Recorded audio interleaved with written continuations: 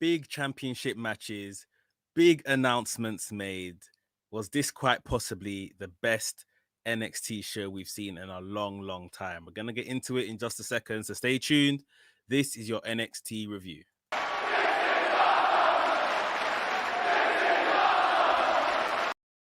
What's up, Maniacs? My name is Mex. I'm a wrestling fan, a wrestling enthusiast, a WrestleManiac, if you will. And today we are talking about NXT. Like I said in the intro, this was such a stacked show with championship matches, announcements, key angles taking shape. And, I can't kind of say anymore without spoiling it. So we're going to get into it in just a second. Right here at WrestleManiac UK, I discuss everything that's WWE and AEW. So if this sounds like the place for you, please make sure you hit the thumbs up button, hit the subscribe button, hit the notification bell so you get notified each and every time I drop a new video. Ladies and gentlemen, without further ado, let's get into the review. And the show opened up with William Regal, GM of NXT, in the middle of the ring. And he had two announcements. We knew coming into the show, he had two massive announcements that he wanted to make. And one of them was that NXT TakeOver, which we heard that, through the rumor mill, it was going to be on Thursday, the 8th of April, which is the Thursday before WrestleMania weekend begins. And this was now going to be a 2-night event. So a 2-night takeover called Stand and Deliver.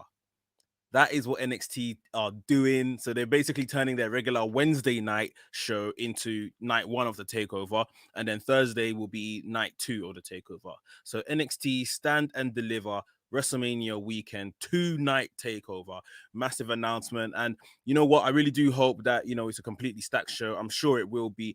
I hope that they kind of try to involve as many NXT UK talents as well.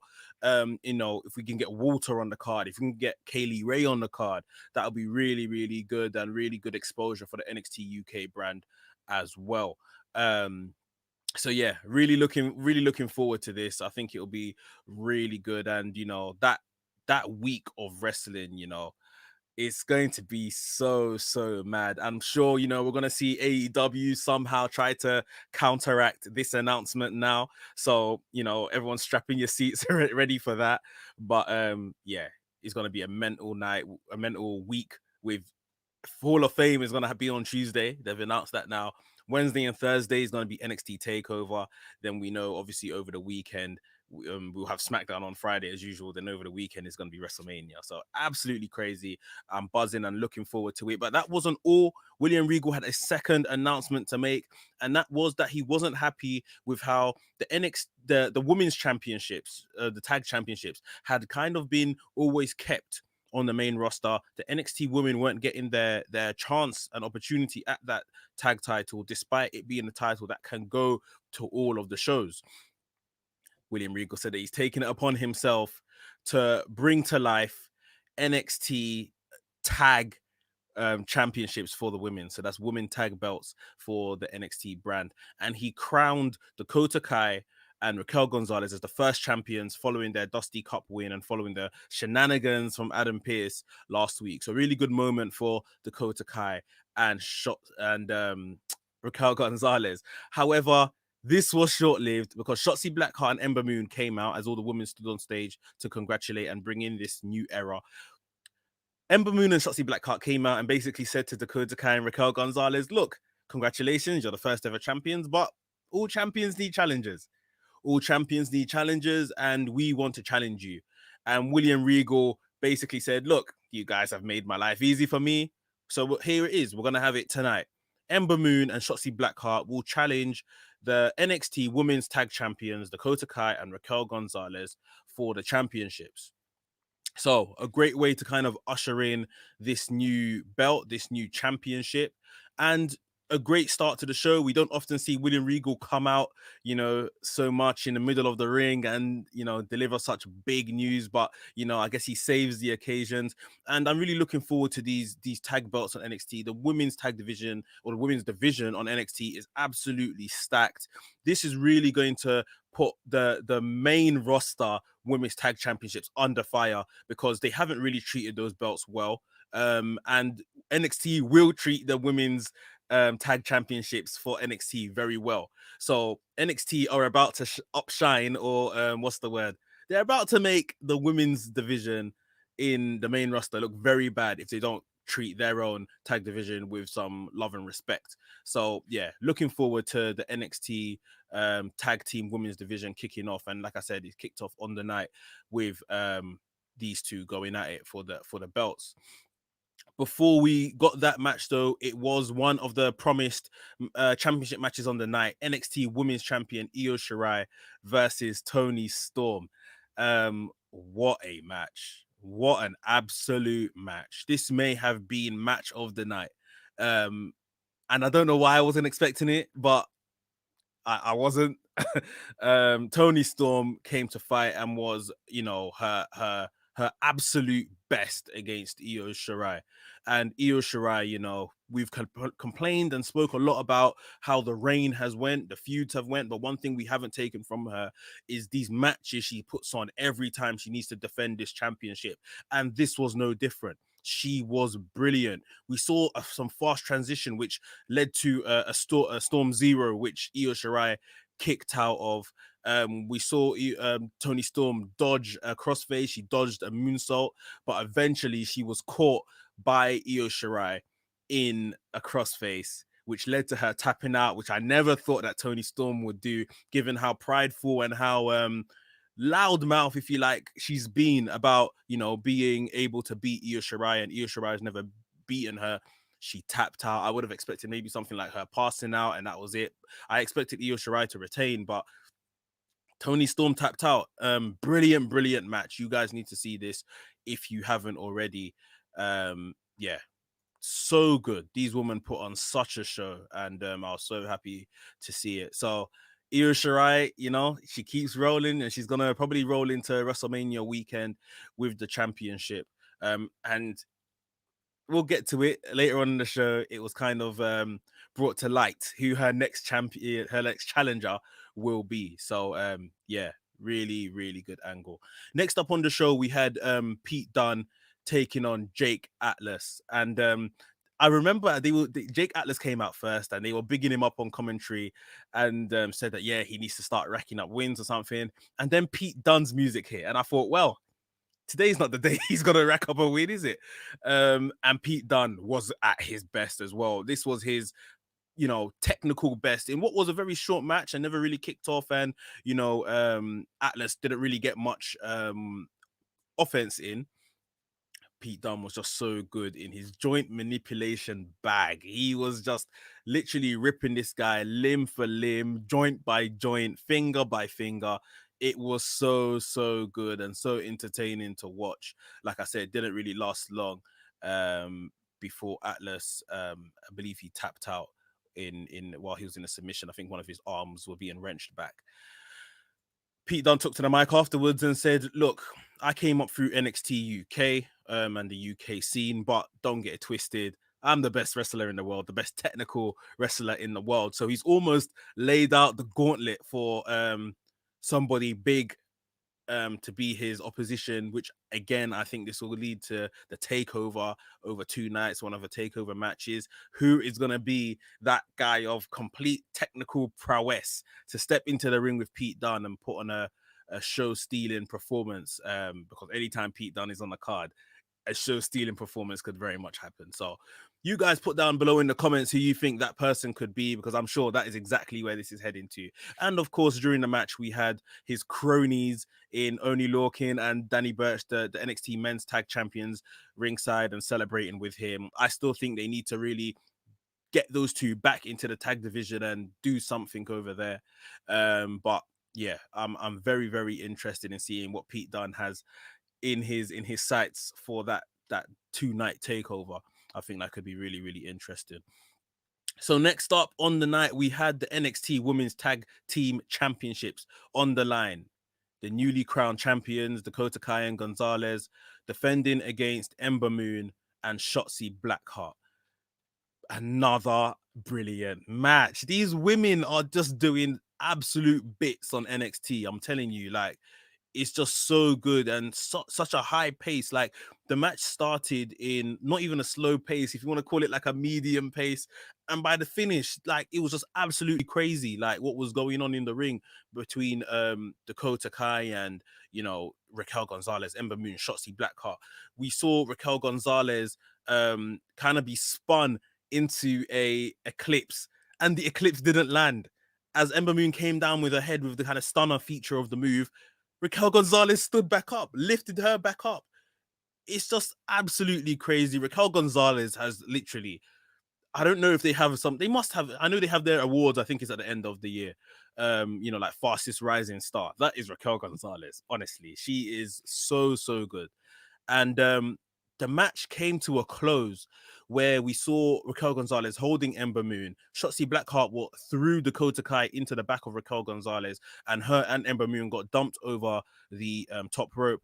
And we saw Shotsy Blackheart roll up Dakota Kai, who was the active competitor at the time, kind of done like a bridging pin on her for a 3 count. I mean, I looked at it when it was happening. I thought, isn't Dakota Kai's shoulders off the ground here?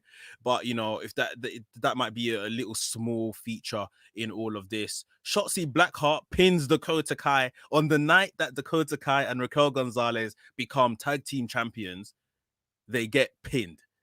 A lot of people I saw on Twitter saying, you know, that shows that WWE don't care about the women's division, the women's tag championships and all this stuff.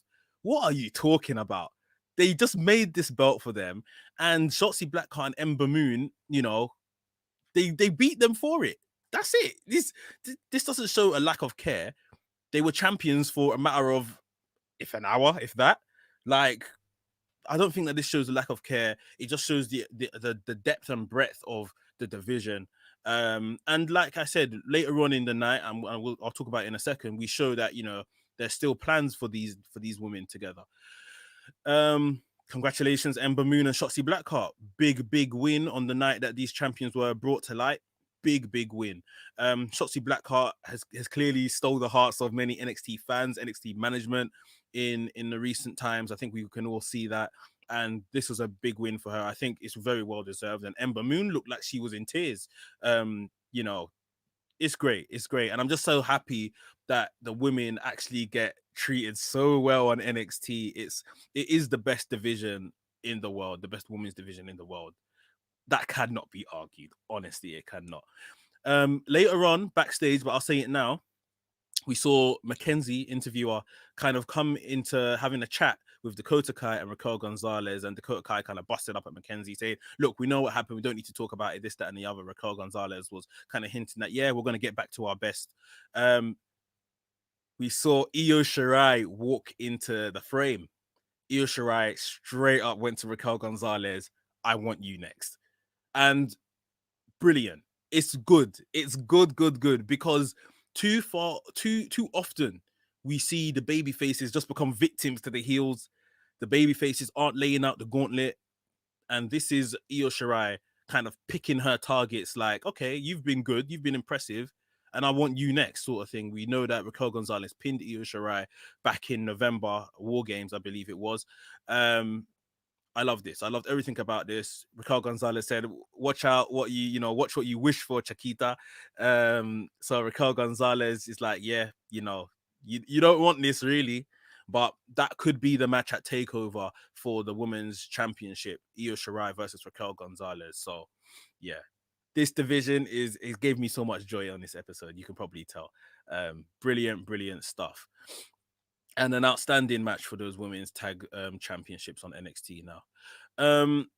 Before we get into the next match, some more women's action. Guys, if you're enjoying today's video, please remember to hit the thumbs up button. Like the video. It does loads for the channel, pushes it out to more people that will like this content, and it means the world to me every time you guys do that. So yeah, if you haven't already, please smash the like button. Next up on the show, we had Kayden Carter versus Xia Li. Kayden Carter kind of fighting for the honor of her friend Casey Catanzaro that Xia Li basically put on the shelf. This match started off really quickly. Kayden Carter wanting to get her hands on Xia Li very early. Xia Li just enjoying everything she's doing, you know, so far. Obviously, she was escorted down to the ringside area by Boa. It wasn't before too long that we saw Casey Catanzaro actually get involved in this match. And Casey Catanzaro just popped up from nowhere. She didn't come out with Kayden Carter. I don't believe she was ringside as well at any point before this. So she popped up with the crutch, took it to Xia Li. That obviously got the match thrown out. She continued to get in the ring, slide in the ring, and beat up Xia Li. It had me questioning whether this injury that she has is actually real or not. We saw Boa get into the ring, and Boa got into the ring and basically caught the crutch that Casey Catanzaro was using as a weapon, broke it, and threw it out of the ring. And yeah, it more or less fizzled out from there. Xia Li and Boa, they had kind of got the best taken to them by Kayden and Casey. Casey and Kayden left the ring. Xia Li and Boa went back to return to the callings of the mystical creature at the top of the ramp. Yeah, very interested that, you know, they've managed to kind of find a secondary feud in the women's division as well. This just goes to show, and this isn't just any secondary feud about bullying or who looks prettier or anything like that, like, you know, the main roster usually do. This is like something meaningful. Xia Li has looked great. Kayden Carter and Casey fighting baby faces, which you don't often see. Again, they're often just lying down, taking the beating. So again, really, really good angle, and it's going to be interesting to see what happens next from this. So yeah, we move on to the Grizzled Young Veterans. They had a tag match against Legado del Fantasma. Before this match, we saw Devlin have a little video recorded message he sent into NXT saying that, you know, he has now been cleared to fly into the US.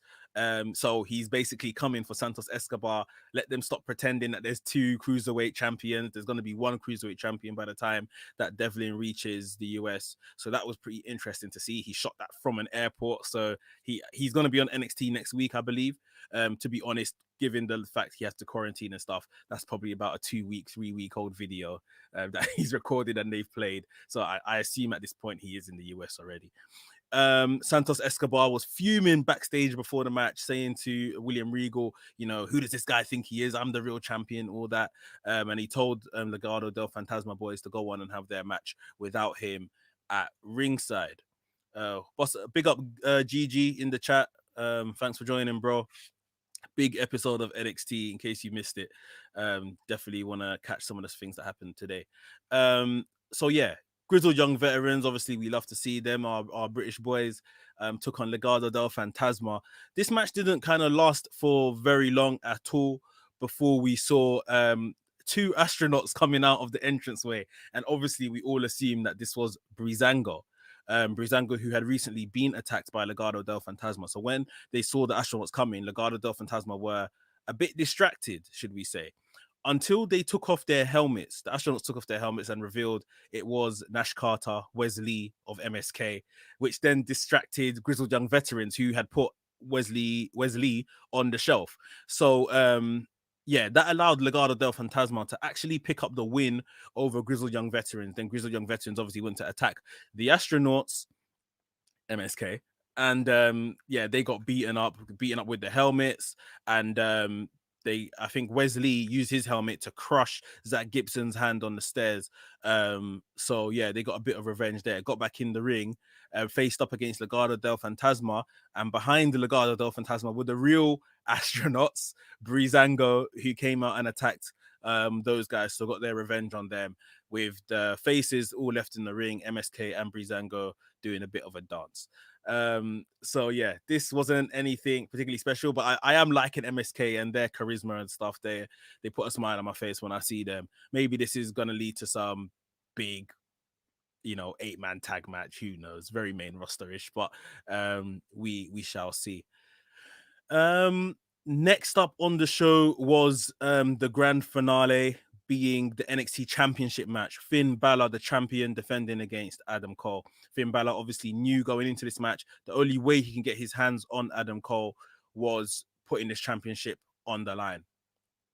for long parts of this match, Adam Cole was in the ascendancy, which is the norm when you're putting together a match like this. You know, the heel dominates for long parts before the babyface kind of fights their way back into it. There was a plethora of attempts to put Finn Balor away. Like, Adam Cole really brought out his best on the night. You know, we saw a crossface, we saw super kicks galore, as you can imagine. We saw Panama sunrises that just didn't convert into pins at all. At one point in the match, we saw Adam Cole kind of spill out to the outside of the ring. And that's when we saw Kyle O'Reilly walk from the shadows from behind the barricade and walk forward. There was no attack on Adam Cole. He just kind of walked forward and let Adam Cole know he was there, which, you know, Adam Cole was like, you know, don't get involved, or like telling him to back off and all this kind of stuff.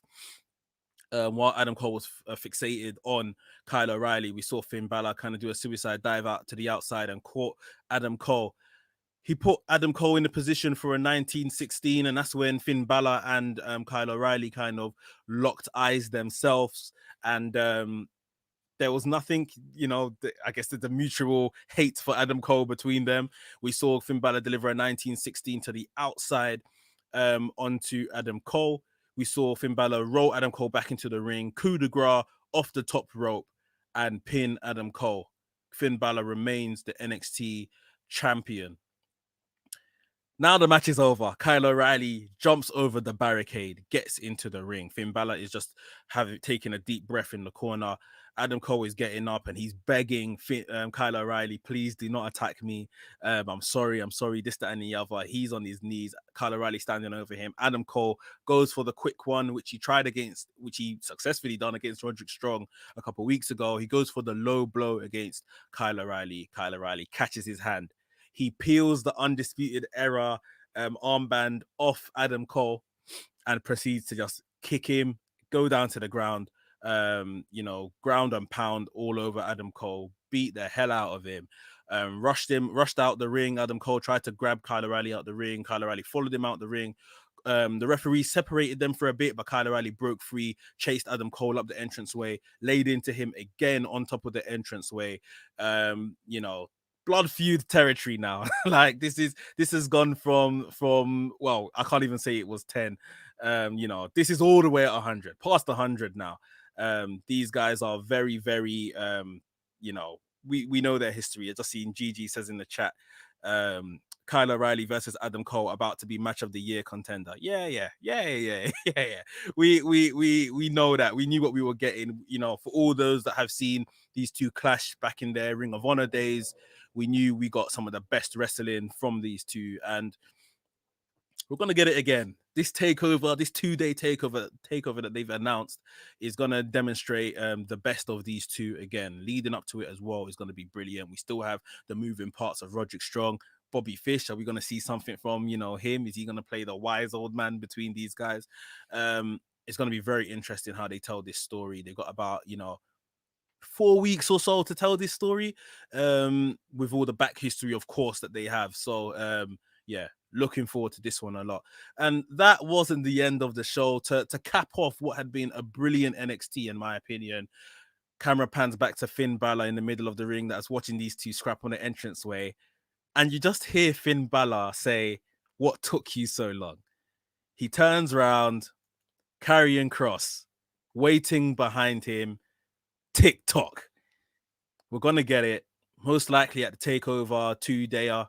Finn Balor defending his championship against the former champion Karrion Kross. I do expect Karrion Kross to be unsuccessful here. I do expect Finn Balor to win here. To be honest, I think Karrion Kross is going to the main roster after WrestleMania.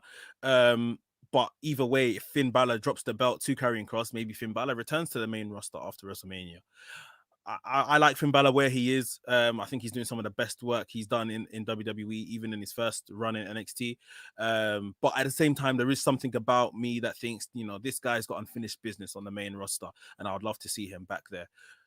Regardless, this is the big match, for the takeover of WrestleMania weekend, the 2-dayer, Finn Balor versus Karrion Kross. Another big match is going to be Adam Cole versus Kyle O'Reilly. Another big match is going to be Io Shirai versus Raquel Gonzalez, and possibly a third big match is going to be Pete Dunne versus whoever this is, because Pete Dunne is already calling himself the best technical wrestler in the world.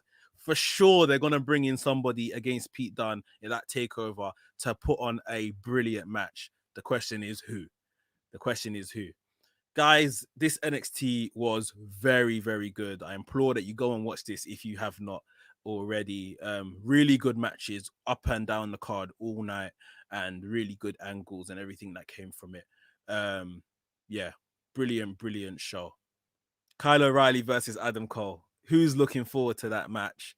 And of course, we now have NXT Women's Champions in the shape of Shotsy Blackheart, Ember Moon. Very well deserved. Dakota Kai and Raquel Gonzalez are probably giving the short end of the stick, holding it for a couple of minutes, or should I say maybe about half an hour. But yeah, it's well deserved, and the NXT women's division is absolutely thriving. They do such a good job on NXT, and long may it continue. Guys, that is the NXT review. I hope you enjoyed it. Please remember to hit the thumbs up button on your way out. Subscribe to the channel if you haven't already, and hit the notification bell so you get notified each and every time I drop a new video. WrestleManiac UK signing out, and I'll see you soon.